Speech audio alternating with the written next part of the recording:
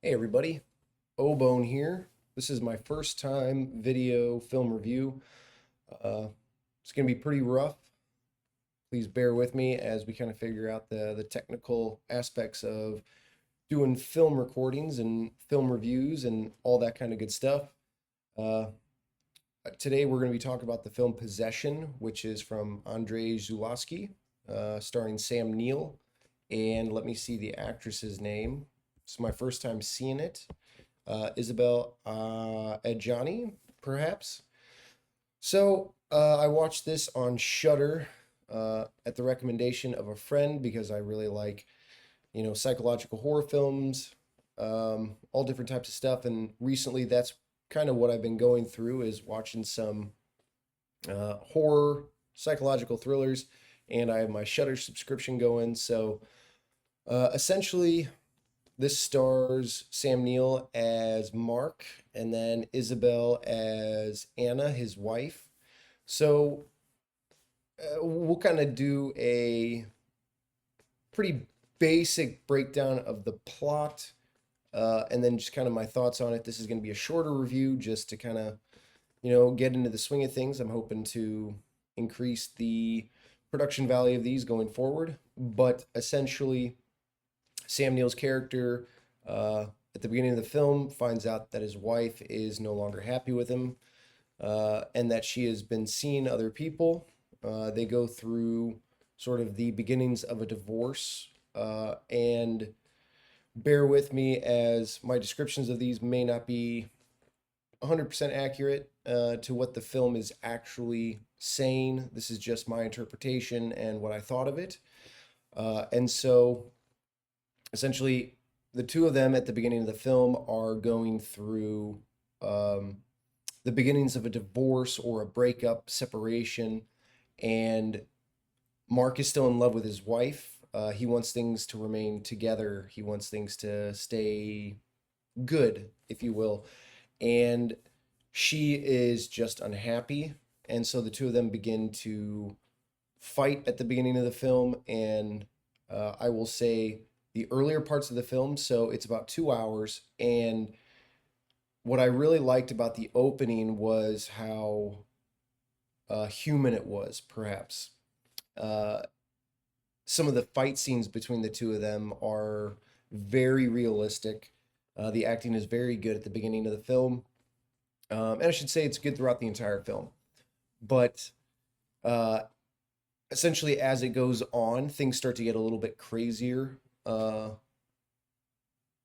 Essentially, I mean, I'll just say that right off the bat, we're going to go into spoilers just because I don't know how to separate these two yet. But essentially, you find out that she's having an affair. She has been having an affair for a while.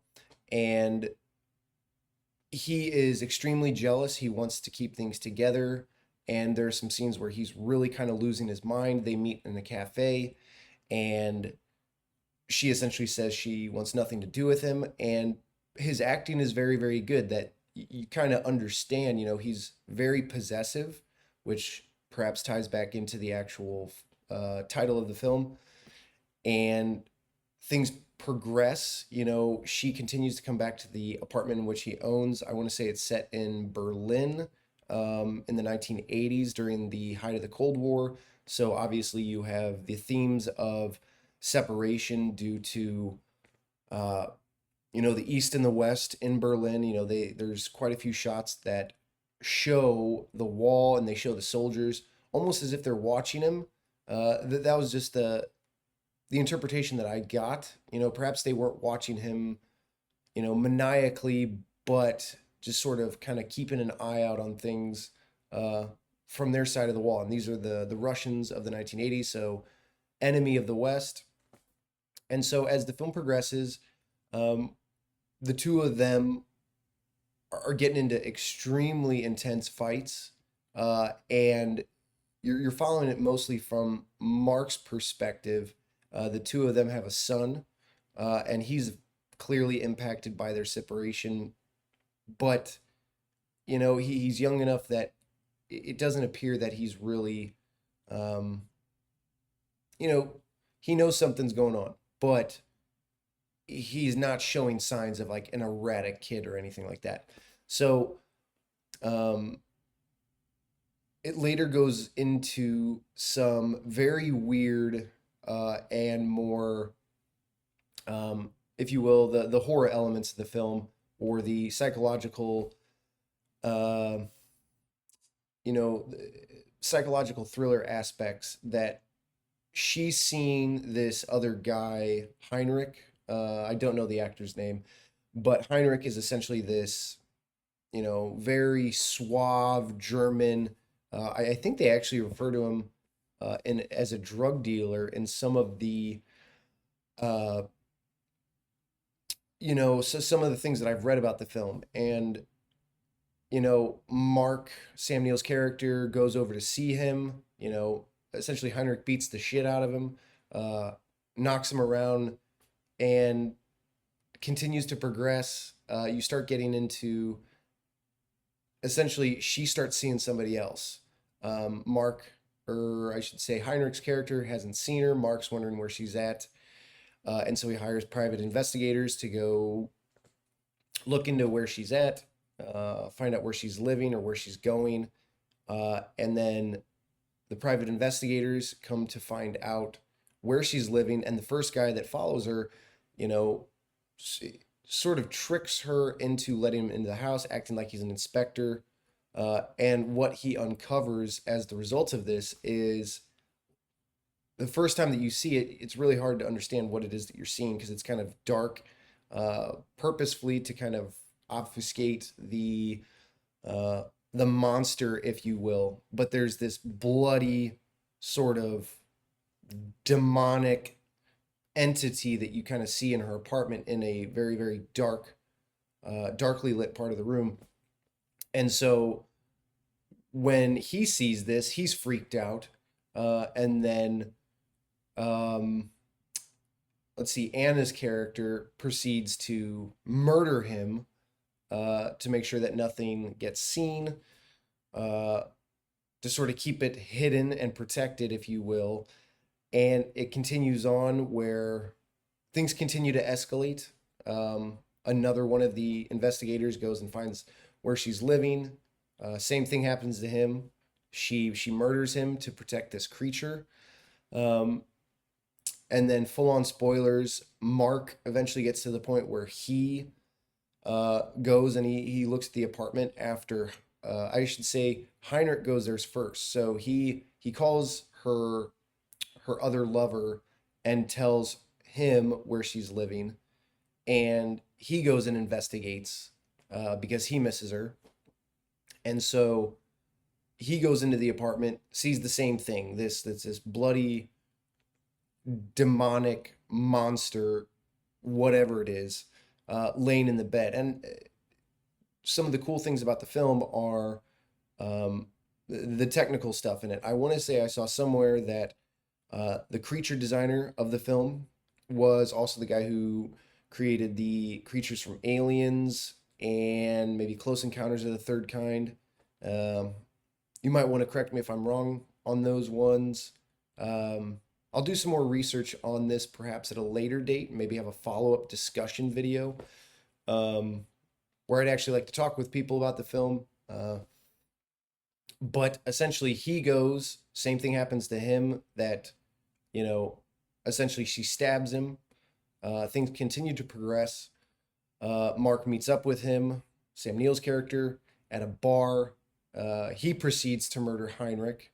Like I said, spoilers. Everything in here is going to be spoilers. So if you haven't seen the movie, um, I recommend it for a particular type of audience. Um, and so it continues to progress. Mark goes into the apartment. He eventually sees what's happening. And then that's kind of the weirdest part of the movie, is where she's essentially having sex with this creature. And I think that's really when things go a little wild. Um, which, not that they hadn't before that, but um, she's essentially having an affair now with this creature. Um, and it's pretty wild. Like, I'll say that it is a very weird scene. Um, and so continues to progress through the film. Uh, at this part, they're sort of getting back together, um, at least on on a basic level, I guess. And then you know he continues to follow her, and then at the same time he's also talking to the teacher of his son. So when that stuff's happening, it's actually the same actress, and I want to say her other character's name is Helen. So Anna is the wife, Helen is the teacher, but it's played by the same actress, and they look different enough that you can't really tell. The first time I saw it, I'm like, wait a minute, this definitely looks like the same person, and I had to go verify it in a little bit of research that I did after watching the film.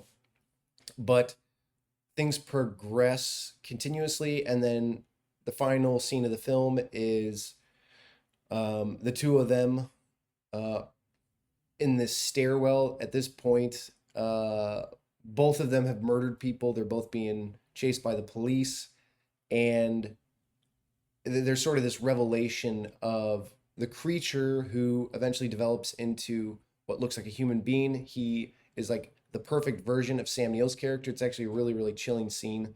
Um, and that's what it all leads to. And so some of the themes of the film might be along the lines of, doppelgangers, which I've always thought is a really, really cool concept. There is a lot of doppelganger um, type stuff going on in Twin Peaks: The Return, which is also one of my favorite TV shows of all time.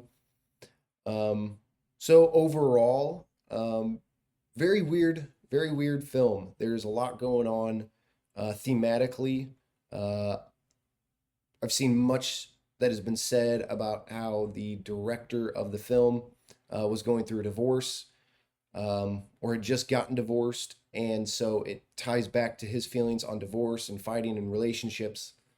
Uh, so, yeah, I mean, overall, my final thoughts on it are it was a decent film. If you like psychological horror films, or you like um, good characters, um, good acting, it's definitely out there. It's not for everybody. It's an older film, and it's very stylized in a non-traditional American film. So you have to get through. There's definitely some scenes that are a little bit hard to get through. I will say there's a very long scene um, with Anna where she's in this. I guess it's a subway entrance tunnel where she's all by herself, and the director, I think, just keeps the shot going. It's one long continuous shot where she's kind of going crazy and she's screaming. Uh, and then she smashes a bottle of milk, and then there's all this blood on the ground. And I've seen it speculated that that's when she births the creature. So I guess this creature is, her creation. Now, is how much of it is all actually happening, I don't know. Um, a lot of it could just be symbolic to the outcomes of a bad divorce, a bad breakup. I don't really know. It made me think quite a bit. It's not my favorite film or anything. It's not going to be like in some top tier list, but I thought it was interesting, and I think it's worth a watch if you again like um, psychological films, films that make you think quite a bit. Uh, so I don't know. That was a good, maybe that was a bad review or sort of a synopsis of it. This is again my first time doing this, so let me know what you think. Let me know if you've seen the film. Let me know if you have any critiques on what I said or corrections, because I may not have gotten this completely correct. Um, but yeah, I like talking about films, and I like watching films. Um, so we'll kind of see where this goes. There's some other films that I had watched recently that I really, really liked in the horror genre. So you'll probably see some more videos on that kind of stuff. But Feel free to reach out and let me know if you want to have a discussion. And yeah, we'll see where things like this go. So overall, if I had to give it a rating, it's difficult to give ratings on certain types of films. Like some films are just they need to be watched, um, especially for film lovers. I don't know how many films I've seen, but yeah, this is definitely something to watch and think about. Uh, so yeah, before I kind of butcher the review anymore, eh, let's say 5 out of 10, 6 out of 10, something like that. It's nothing amazing. Depending on what kind of films you like, you might give it a 3 or a 2 if it's not your style. But also, if you're really into older films and very thematic films, very psychological films, this might be up your alley. So, I'm bouncing the table so you can see the cameras jumping all over the place. Um, but yeah, there we go. There's my first time doing a film review, film discussion. So, thanks, guys. See you next time.